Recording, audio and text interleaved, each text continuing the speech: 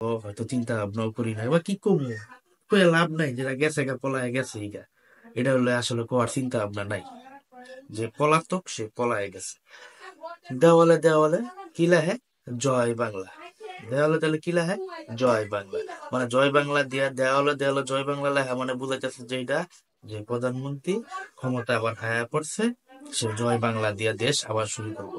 মানে একটা বাটপারি, একটা টাউটগিরি, একটা জাউরামি, একটা লিমিট আছে। হুম।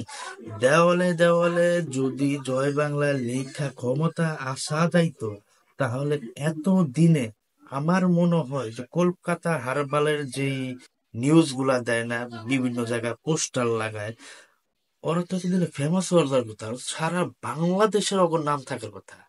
ওরা তো দেওয়ালে দেওয়ালে পোস্টার লাগাইছে, ওরাও তো দেওয়ালে দেওয়ালে এটা লাগছে। মানে একটা ফাইজলামি, একটা লিমিট আছে, টাউট দিকে একটা লিমিট আছে। এই প্রত্যেকটা জিনিস এই একমাত্র আওয়ামী লীগ বর্তমানে এখন হাস্যকর মঞ্চ হয়ে দাঁড়াইছে।